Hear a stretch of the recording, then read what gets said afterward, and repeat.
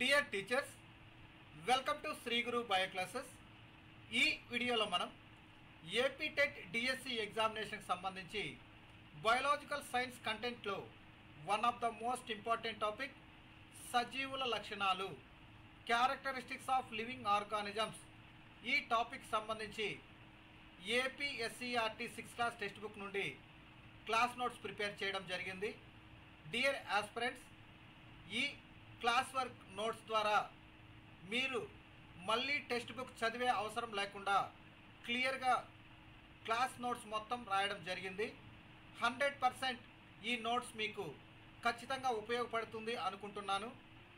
Now let us come to the topic biological science, సజీవుల లక్షణాలు, characteristics of living organisms. Now let us see that living organisms. First living organisms అంటే ఏంటో చూసినట్టయితే, ఒక ప్రాంతంలో జీవించే మొక్కలు, జంతువులు మరియు సూక్ష్మజీవులు కలిసి సజీవ అంశాలుగా ఏర్పడతాయి. అంటే ఒక ప్రదేశంలో నివసించి ఉన్నటువంటి మొక్కలు, జంతువులు మరియు సూక్ష్మజీవులన్నిటినీ కలిపి మనము సజీవ అంశాలు లేదా బయోటిక్ కాంపోనెంట్స్ లేదా లివింగ్ ఆర్గానిజమ్స్ అని చెప్పడం జరుగుతుంది. అదేవిధంగా రాళ్ళు, మట్టి, గాలి, నీరు, కాంతి మరియు ఉష్ణోగ్రత అనునవి మన పరిసరాలకు చెందిన కొన్ని నిర్జీవ అంశాలు. సో ఇలా మనము రాళ్ళు, మట్టి, గాలి, నీరు, కాంతి మరియు ఉష్ణోగ్రత ఇలాంటి వాటినన్నింటినీ మనము నిర్జీవ అంశాలు, నాన్ లివింగ్ థింగ్స్గా కన్సిడర్ చేయడం జరుగుతుంది. సజీవులు కొన్ని నిర్దిష్ట లక్షణాలను కలిగి ఉంటాయి. అవి సో లివింగ్ ఆర్గానిజమ్స్ అన్నీ కూడా కొన్ని క్యారెక్టర్స్ని కలిగి ఉంటాయి. అవి ఏంటి అని మనం చూసినట్టయితే, సజీవులకు ఆహారం కావాలి. అన్ని లివింగ్ ఆర్గానిజమ్స్ కూడా ఆహారాన్ని తీసుకుంటాయి కనుక సజీవులన్నిటికీ ఆహారం కావాలి. నెక్స్ట్, సజీవులు శ్వాసిస్తాయి మరియు విసర్జిస్తాయి. సో లివింగ్ ఆర్గానిజమ్స్ అన్నీ కూడా శ్వాసక్రియ మరియు విసర్జన క్రియలను జరుపుకుంటాయి. నెక్స్ట్, సజీవులన్నీ తమ పరిసరాల్లోని మార్పులకు ప్రతిస్పందిస్తాయి. సో లివింగ్ ఆర్గానిజమ్స్ అన్నీ కూడా వాటి చుట్టూ జరిగేటటువంటి పరిస్థితులకు అనుగుణంగా, వాటి పరిసరాల్లో వచ్చే మార్పులకు అనుగుణంగా అవి రెస్పాన్స్ చూపించడం మనం గమనిస్తూ ఉంటాము. సజీవులు పునరుత్పత్తి జరుపుకుంటాయి. సో అన్ని లివింగ్ ఆర్గానిజమ్స్ కూడా రీప్రొడక్షన్ ప్రాసెస్ను జరుపుకుంటాయి. నెక్స్ట్, సజీవులు పెరుగుతాయి. ప్రతి లివింగ్ ఆర్గానిజం కూడా పెరుగుదలను చూపుతుంది. సజీవులు చలనాలను చూపుతాయి. సో లివింగ్ ఆర్గానిజమ్స్ అన్నీ కూడా మూమెంట్స్ని చూపిస్తాయి. అంటే ఒక చోటు నుంచి మరొక చోటుకి కదలడం మనం గమనిస్తూ ఉంటాము. నెక్స్ట్, సజీవులు మరణిస్తాయి. సో అన్ని రకాలైనటువంటి లివింగ్ ఆర్గానిజమ్స్ కూడా ఏదో ఒక రోజు మరణించడం మనం గమనిస్తాము. సో ఈ విధంగా లివింగ్ ఆర్గానిజమ్స్ అన్నీ కూడా ఆహారాన్ని తీసుకుంటాయి, శ్వాసిస్తాయి, విసర్జిస్తాయి, పరిసరాల్లోని మార్పులకు ప్రతిస్పందిస్తాయి, పునరుత్పత్తి జరుపుకుంటాయి, పెరుగుతాయి, చలనాలను చూపుతాయి, అదేవిధంగా మరణిస్తాయి.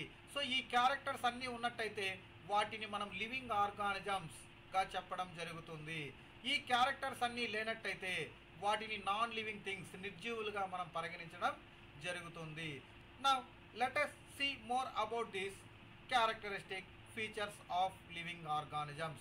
మనం ఈ లివింగ్ ఆర్గానిజమ్స్కు ఉన్నటువంటి ఈ క్యారెక్టర్స్ను మరికొంత డీటెయిల్గా తెలుసుకునే ప్రయత్నం చేద్దాం.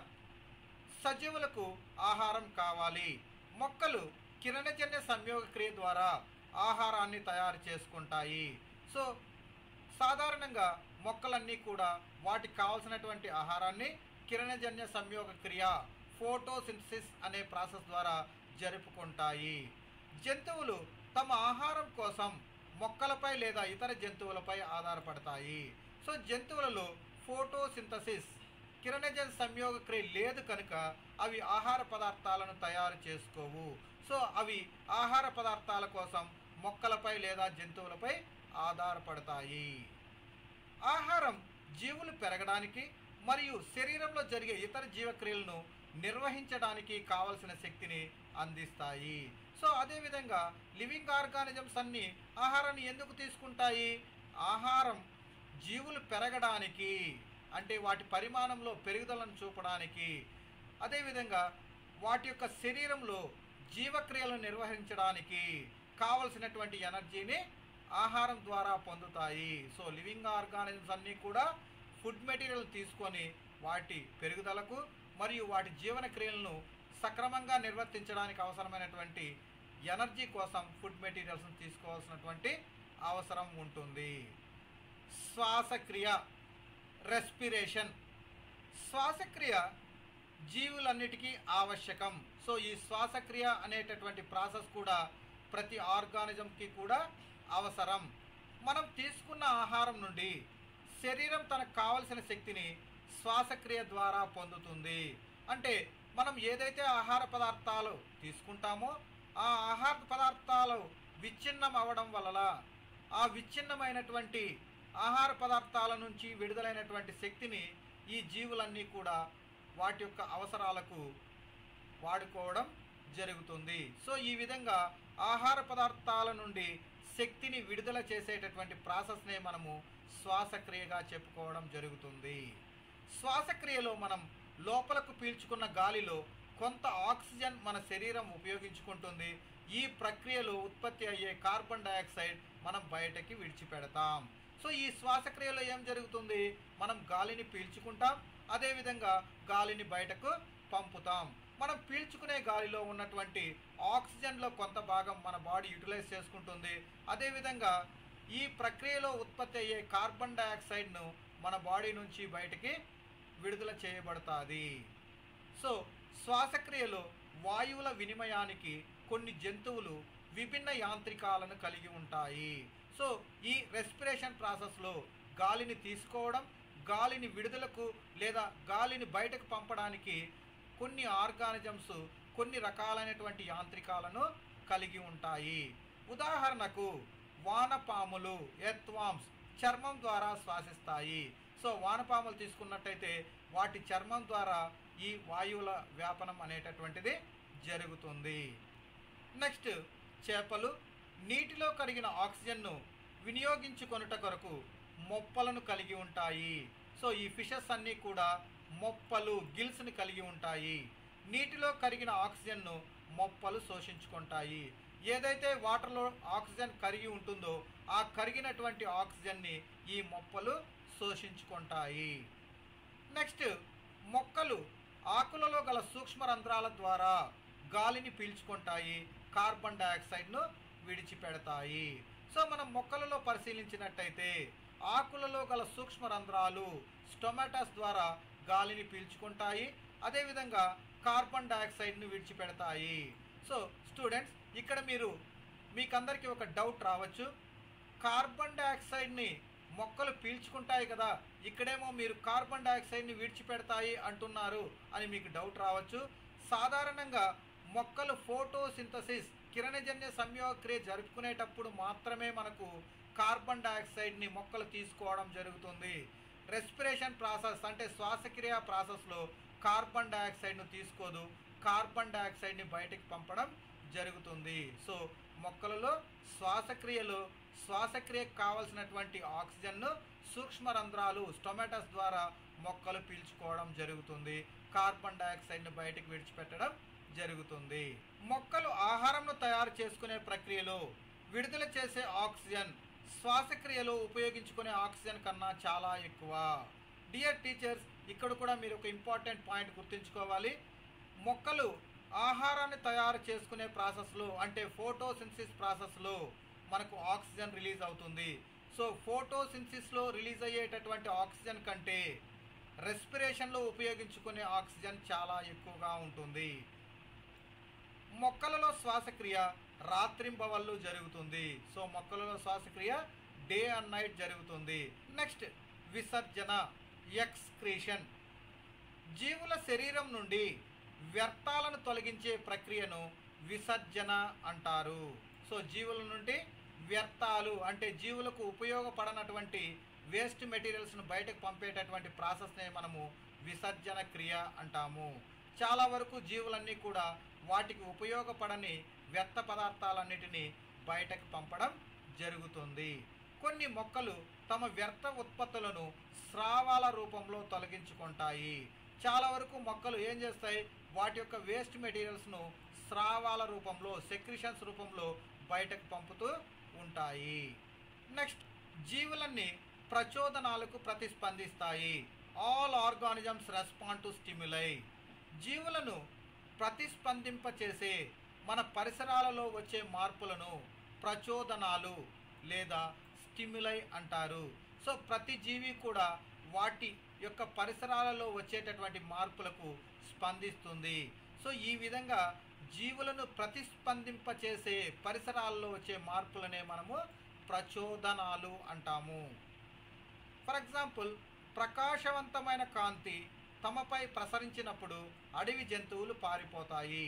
సో మనం ఫారెస్ట్లో ఒకసారి పరిశీలించినట్టయితే వాటిపైన లైట్ వేసినట్టయితే ఆ లైట్ వెలుతురికి ఇవి పారిపోవడం జరుగుతుంది. రాత్రులందు వంటగదిలో లైట్ వేసినప్పుడు బొద్దింకలు తాము దాక్కునే ప్రదేశాలకు వెళ్ళిపోవడం ప్రారంభిస్తాయి. సో అదేవిధంగా మనము చీకటిలో అంటే వంటగదిలో లైట్ వేసినప్పుడు బొద్దింకలన్నీ కూడా అవి దాక్కునే ప్రదేశాలకు వెళ్ళడం మనం గమనిస్తూ ఉంటాం. కొన్ని మొక్కలలో పుష్పాలు రాత్రులందు మాత్రమే వికసిస్తాయి. ఇక్కడ స్పెల్లింగ్ మిస్టేక్ పడింది. సో కొన్ని మొక్కలు పుష్పాలు రాత్రులందు మాత్రమే వికసిస్తాయి అంటే విచ్చుకుంటాయి. కొన్ని మొక్కలలో పుష్పాలు సూర్యాస్తమయం తర్వాత మూసుకుంటాయి. చాలా రకాలైనటువంటి పుష్పాలు సూర్యాస్తమయం అవ్వగానే అవి మళ్ళా ముడుచుకోవడం జరుగుతుంది. ఈ విధంగా మనకు మొక్కలు కూడా వాటి యొక్క ప్రకృతిలో వచ్చే మార్పులకు లేదా ప్రచోదనాలకు రెస్పాండ్ అవ్వడం మనం గమనిస్తూ ఉంటాము. నెక్స్ట్, టచ్ మీ నాట్ అనే సాధారణంగా పిలిచే అత్తిపత్తి, మైమోసా వంటి మొక్కలు ఆకులు ఎవరైనా వాటిని ముట్టుకున్నప్పుడు ముడుచుకోవడం లేదా మూసుకుపోవడం చేస్తాయి. సో ఇలా మనకు అత్తిపత్తి చెట్టు చూసినట్టయితే ఇలా ఉంటుంది. ఎవరైనా దీన్ని ముట్టుకున్నప్పుడు ఈ ఆకులంతా కూడా ఇలా ముడుచుకోవడం మనం గమనిస్తూ ఉంటాము. సో మొక్కలు కూడా వాటి యొక్క ఎన్విరాన్మెంట్లో వచ్చేటటువంటి మార్పులకు రెస్పాండ్ అవుతాయని ఈ ఎగ్జాంపుల్స్ ద్వారా మనము గుర్తించవచ్చు. నెక్స్ట్, ప్రత్యుత్పత్తి, రీప్రొడక్షన్. జీవులు ప్రత్యుత్పత్తి ద్వారా తమను పోలిన మరిన్ని జీవులను ఉత్పత్తి చేస్తాయి. సో ఒక ఆర్గానిజం దాని పోలినటువంటి ఆర్గానిజమ్స్ను ప్రొడ్యూస్ చేసేటటువంటి ప్రాసెస్నే మనము ప్రత్యుత్పత్తి అని చెప్తాము. పక్షులు గూళ్ళలో గుడ్లు పెడతాయి. చాలా రకాలైనటువంటి పక్షులు వాటి గూళ్ళలో గుడ్లు పెడతాయి. గుడ్లు పొదగబడి పక్షి పిల్లలు బయటికి వస్తాయి. సో ఇలా చూడండి, ఇలా గుడ్లు పెట్టాయి. ఈ గుడ్ల నుండి ఇలా పిల్లలు బయటికి రావడం మనం గమనిస్తూ ఉంటాము. కొన్ని జంతువులు పిల్లలను కంటాయి. సో ఇలా చూడండి, కొన్ని జంతువులు డైరెక్ట్గా గుడ్లు పెట్టకుండా వాటి యొక్క పిల్లల్ని కంటాయి.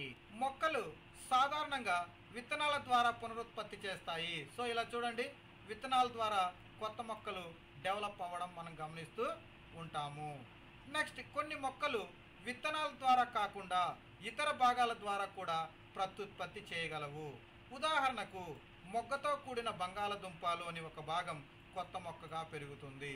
సో ఇలా చూసినట్టయితే మనకి ఈ బంగాళదుంపలో కొద్ది భాగం కొత్త మొక్కగా పెరగడం మనము గమనించవచ్చు. మొక్కలు ఛేదనాలు, కటింగ్స్ ద్వారా కూడా పునరుత్పత్తి చెందుతాయి. చాలా రకాలైనటువంటి మొక్కలు మనకు ఈ ఛేదనాలు, కటింగ్స్ ద్వారా కూడా పునరుత్పత్తి చెందుతాయి. సో జీవులన్నీ కూడా ఈ ప్రత్యుత్పత్తిని జరుపుకుంటాయి. నెక్స్ట్, జీవులన్నీ చెలిస్తాయి. జీవులు ఒక ప్రదేశం నుండి మరొక ప్రదేశానికి చెలిస్తాయి. సాధారణంగా లివింగ్ ఆర్గానిజమ్స్ అన్నీ కూడా ఒక చోటు నుండి మరొక చోటికి చెలిస్తాయి. జీవులు శరీర చలనాలు, బాడీ మూమెంట్స్ను కూడా చూపుతాయి. సాధారణంగా కొన్ని రకాలైనటువంటి అనిమల్స్, ప్లాంట్స్ ఒక ప్రదేశం నుండి మరొక ప్రదేశానికి చెలించవు. అవి ఒకే చోట ఉండి వాటి శరీర చలనాలను అంటే బాడీ మూమెంట్స్ను చూపడం మనం గమనిస్తూ ఉంటాము. సో ఈ విధంగా లివింగ్ ఆర్గానిజమ్స్ అన్నీ కూడా కొన్ని రకాలైనటువంటి లక్షణాలను కలిగి ఉంటాయి. ఇదే స్టూడెంట్స్ ఈరోజు టాపిక్. ఇందులో ఏదైనా సందేహాలు ఉన్నట్టయితే మీరు కామెంట్ సెక్షన్లో కామెంట్ చేయండి, లేదా శ్రీగురు బయోక్లాసెస్@gmail.comకు మెయిల్ కూడా చేయొచ్చు. Thank you for watching.